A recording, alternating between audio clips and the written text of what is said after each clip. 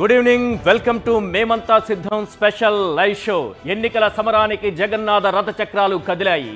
సరిగ్గా 1:40 CM Jagan bus యాత్ర ప్రారంభమైంది. మరి కాసేపట్లోనే ప్రొద్దుటూరుకు చేరుకోబోతోంది. ప్రొద్దుటూరులో భారీ బహిరంగ సభ జరగబోతోంది. ఆ సభనుద్దేశించి సీఎం ప్రసంగం ఏ రకంగా ఉండబోతోంది? సీఎం జగన్ బస్సు యాత్ర ప్రారంభమైంది. రాజకీయ కురుక్షేత్రంలోకి కలియుగ అర్జునుడు అడుగుపెట్టాడు. ప్రత్యర్థుల పద్మవ్యూహాన్ని ఛేదించేందుకు కలియుగ అర్జునుడు అడుగువేశాడు. వై నాట్ 175 లక్ష్యాన్ని గురిచూసి కొట్టేందుకు విల్లు ఎక్కుపెట్టాడు.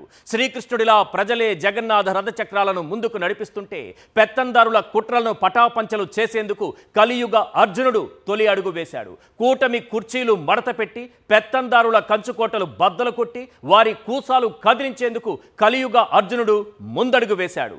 అబద్ధానికి నిజానికి, మోసానికి విశ్వసనీయతకు, పేదలకు పెత్తందారులకు మధ్య జరుగుతున్న సంగ్రామంలో తన ప్రజలను గెలిపించేందుకు కలియుగ అర్జునుడు ప్రజల మధ్యకే వచ్చాడు. మరో చారిత్రక విజయానికి దిక్కులు పిక్కటిల్లేలా ఎన్నికల శంఖం పూరించాడు. మేమంతా సిద్ధం, మీరు సిద్ధమా అంటూ సింహగర్జన చేశాడు. మరోసారి ఫ్యాన్ తుఫాను సృష్టించేందుకు సామాన్యుల సైన్యంతో కలిసి అడుగేశాడు. మేనిఫెస్టోలో ఇచ్చిన హామీలు 99% నెరవేర్చాం.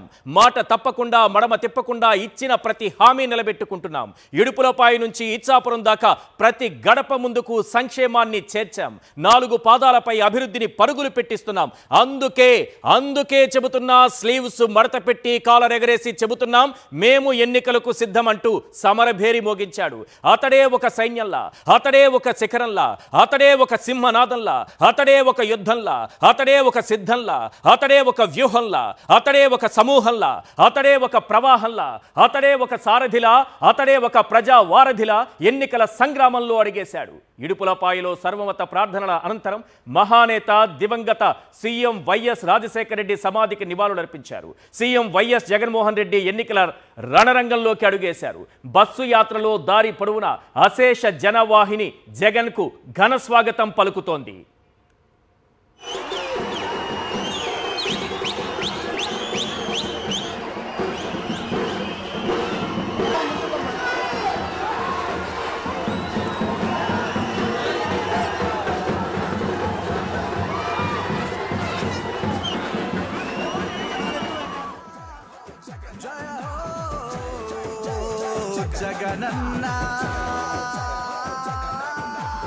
కుప్పం నుంచి ఇచ్చాపురం వరకు ఏ గ్రామాన్నైనా తీసుకోండి, ఈ రోజు మీ బిడ్డ పరిపాలనలో తేడా మార్పు స్ఫుటంగా కనిపిస్తా ఉంది అని చెప్పడానికి గర్వపడతా.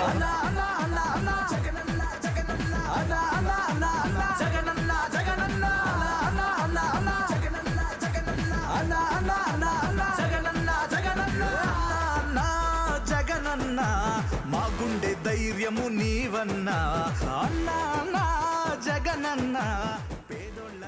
ఈ 5 ఏళ్లలో సంక్షేమం, అభివృద్ధి ఇంటింటికి చేరింది. గతంలో ఎన్నడూ లేని విధంగా సాగిన సంక్షేమాభివృద్ధి పాలన చరిత్రాత్మక ఘట్టంగా నిలిచింది. సీఎం వైఎస్ జగన్ బస్సు యాత్ర వైఎస్ఆర్ జిల్లా నుంచే మొదలైంది. ముందుగా ఆ జిల్లాకు 58 నెలల కాలంలో అందినటువంటి సంక్షేమం ఎంత, జరిగిన అభివృద్ధి ఎంతో ఒక్కసారి మనం చూద్దాం. వైఎస్ఆర్ జిల్లాలో డీబీటీ, నాన్ డీబీటీ కింద అక్షరాల 15,247 కోట్ల రూపాయల లబ్ధి చేకూర్చారు. దీని ద్వారా జిల్లాలో మొత్తం 19,54,943 మంది పేదలకు మేలు జరిగింది.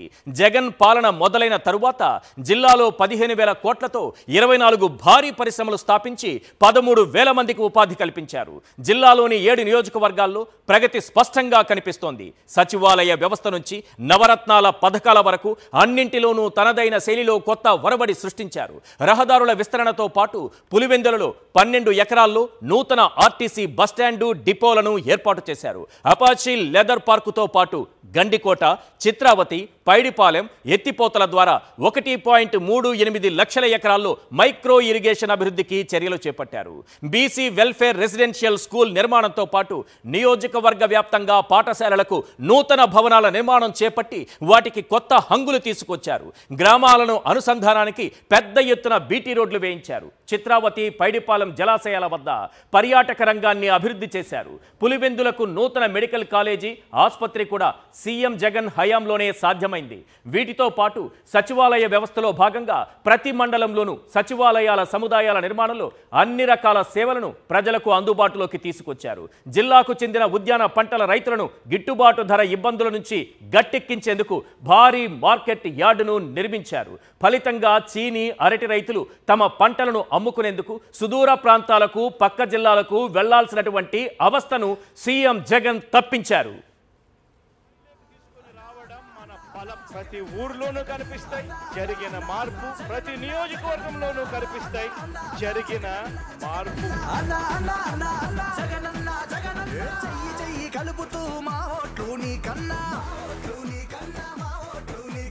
మాట ఇచ్చి తప్పని రాజన్న బిడ్డన్నా ఆధారపడేది కేవలం దేవుడు దయ మీద, ఈ చల్లని ఆశీస్సుల మీద మాత్రమే మీ బిడ్డ ఆధారపడతాడు. మీకు జగనన్న న్యాయం చేశాడని మీరు నమ్మితేనే వచ్చే ఎన్నికల్లో మీరు ఆశీర్వదించండి జగనన్నను. నీలా తమ్ముళ్ళ నాయకుడు లేడన్నా అన్నా అన్నా జగనన్న మా గుండె ధైర్యము నీవన్నా అన్నా అన్నా జగనన్న పేదోళ్ళ దేవుడు నీవన్నా. గడిచిన 5 ఏళ్లలో వైఎస్ఆర్ జిల్లాలో జరిగినటువంటి అభివృద్ధిని చూద్దాం, వైఎస్ఆర్ జిల్లాలో అందినటువంటి సంక్షేమాన్ని చూద్దాం. అదే సమయంలో నీటిపారుదల రంగం కోసం పెట్టినటువంటి ప్రత్యేక శ్రద్ధను కూడా స్క్రీన్ పైన చూద్దాం. డీబీటీ, నాన్ డీబీటీ ద్వారా లబ్ధిదారులను కూడా మనం చూస్తున్నాం. 9,82,555 మంది లబ్ధిదారులకు డీబీటీ ద్వారా వాళ్ళకి డైరెక్ట్గా వాళ్ళ అకౌంట్లలో వచ్చి డబ్బు పడింది. నాన్ డీబీటీ ద్వారా 9,72,388 మంది లబ్ధిదారులకు ఈ పథకాల ద్వారా మొత్తం లబ్ధి చేకూరింది. అదే సమయంలో మొత్తం లబ్ధిదారులకు ఈ ఒక వైఎస్ఆర్ జిల్లాలో అందినటువంటి సాయం ఎంతో తెలుసా? 15,247.18 కోట్ల రూపాయల సాయం ఒక్క వైఎస్ఆర్ జిల్లాలోనే అక్కడ లబ్ధిదారులకు అందింది. అదే సమయంలో వచ్చినటువంటి పరిశ్రమలు ఎన్ని, కల్పించినటువంటి ఉద్యోగాలెన్ని, ఉపాధి ఎంత అన్నది కూడా ఒకసారి మనం స్క్రీన్ పైన చూద్దాం. ప్రగతి బాటలో వైఎస్ఆర్ జిల్లా ఏ రకంగా ముందడుగు వేస్తోందో ఒకసారి పరిశీలిద్దాం. 15,000 కోట్ల పెట్టుబడులతో 24 భారీ పరిశ్రమలను తీసుకొచ్చారు.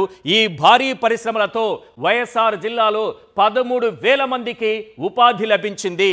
ఇది ప్రగతి బాటలో వైఎస్ఆర్ జిల్లా గురించి మనం చెప్పుకోవాలంటే ముఖ్యంగా మనం మాట్లాడుకోవాల్సినటువంటి మరో ప్రధానమైన అంశం ఏంటంటే పులివెందులలో మెడికల్ కళాశాల ఏర్పాటు చేశారు. 12 ఎకరాల్లో నూతన ఆర్టీసీ బస్టాండ్ను కూడా నిర్మించారు. అంతర్జాతీయ స్థాయిలో, అంతర్జాతీయ స్థాయిలో ఇది మనకు కనిపిస్తుంది. పులివెందులలో నిర్మించినటువంటి ఈ 12 ఎకరాల్లో నూతన ఆర్టీసీ బస్టాండ్ను నిర్మించారు. వైఎస్ఆర్ జిల్లాలో పారిశ్రామిక ప్రగతి లక్ష్యంగా బలమైన అడుగులు పడ్డాయి. బద్వేలు నియోజకవర్గం గోపవరం మండలంలో సెంచరీ ప్లైవుడ్ పరిశ్రమను ఏర్పాటు చేశారు. 2021 డిసెంబర్ 21న పరిశ్రమ ఏర్పాటుకు శంకుస్థాపన చేస్తే 2 ఏళ్లలో నిర్మాణం పూర్తి చేసుకోవటం విశేషం. ఈ పరిశ్రమ ఏర్పాటు వల్ల జామాయిల్, సుబాబుల్ వీటిని సాగు చేసేటటువంటి రైతులకు ప్రయోజనం చేకూరుతోంది. ఈ పరిశ్రమ ఏర్పాటు వల్ల 2,000 మందికి ఉపాధి లభిస్తోంది. దీంతో పాటు సాగు ద్వారా దాదాపు 10,000 మంది రైతులకు పరోక్షంగా ఉపాధి లభిస్తోంది. ఉన్నత చదువులు చదివిన యువత ఉద్యోగాల కోసం ఇతర ప్రాంతాలకు తరలి వెళ్లడమే ఇప్పటి వరకు కనిపించేది. కానీ ఇప్పుడు మాత్రం స్థానికంగా ఉపాధి లభించడం పట్ల యువత, నిరుద్యోగుల్లో కొత్త ఆశలు చిగురించాయి. ఇదంతా ఒక విజన్ ఉన్న నాయకుడి ముందు చూపు వల్లే సాధ్యమైంది. అందుకే అనేది that is Jagan, this is vision అని. ఎస్, మెడికల్ హబ్గా కడపను తీర్చిదిద్దారు. సూపర్ స్పెషాలిటీ ఆసుపత్రిగా రిమ్స్ను తయారు చేశారు. రిమ్స్ ఎప్పుడో ఏర్పడినప్పటికీ కూడా సూపర్ స్పెషాలిటీ ఆసుపత్రిగా అది రూపుదిద్దుకోవడానికి ఇంతకాలం పట్టింది. 2,000 కోట్ల రూపాయలతో కడపలో రోడ్ల విస్తరణ కూడా జరిగింది. ఎస్, గతంలో ఏ అత్యవసర చికిత్స అవసరమైనా వైఎస్ఆర్ జిల్లా వాసులు పక్క జిల్లాలకు పరుగులు తీయాలి. ఇప్పుడు అక్కడ సూపర్ స్పెషాలిటీ ఆసుపత్రి వారికి అందుబాటులో వచ్చింది. కడప నగరానికి తొలగినటువంటి వరద ముంపు సమస్య నుంచి కూడా కడప నగరాన్ని తొలగించినటువంటి వారికి వరద ముప్పు లేకుండా చేసినటువంటి పనులు అక్కడ జరిగాయి. బుగ్గవంక సుందరీకరణ పనులు కూడా పూర్తి చేశారు. ముఖ్యంగా చాలా వరకు ఆసుపత్రుల గురించి మాట్లాడుకుంటే చాలని వసతులున్న ఆసుపత్రుల్లో అరకొర వైద్య సేవల కారణంగా ప్రజలు పడరాని పాట్లు పడేవారు. అలాంటి సమయంలో వైఎస్ఆర్ కడప నగర శివారులో దాదాపు 200 ఎకరాల్లో అప్పట్లో రిమ్స్ ఆసుపత్రిని ఏర్పాటు చేశారు. ఈ ఆసుపత్రి ఏర్పాటుతో జిల్లా వాసులకు చాలా వరకు వైద్య సేవలు అందుబాటులోకి వచ్చాయి. కాలక్రమంలో వైద్య అవసరాల దృష్ట్యా రిమ్స్ను సూపర్ స్పెషాలిటీ ఆసుపత్రిగా తీర్చిదిద్దుతామని అప్పట్లోనే వైఎస్ఆర్ ప్రకటించారు. ఆయన అకాల మరణానంతరం అధికారంలోకి వచ్చినటువంటి పాలకులు మళ్లీ జిల్లా వైద్య సేవలపై చిన్న చూపు చూశారు.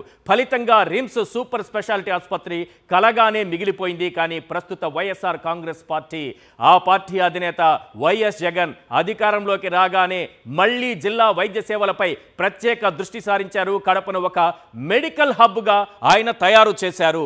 కడప ఈరోజు మెడికల్ హబ్గా తయారైంది. ఒక సూపర్ స్పెషాలిటీ ఆసుపత్రి అనేది ఇప్పుడు అందరికీ అందుబాటులోకి వచ్చింది. రాష్ట్ర వ్యాప్తంగా కూడా వైద్యం పైన ఆయన ఎక్కువ దృష్టి పెట్టారు. 10,000కు పైగా విలేజ్ క్లినిక్లు నిర్మించారు. ఇంటింటికి డాక్టర్ వస్తున్నారు, ఫ్యామిలీ డాక్టర్. అనేక రకాల వైద్య పరీక్షలు చేస్తున్నారు. ఉచితంగా 150 రకాల మందులు కూడా అందిస్తున్నారు.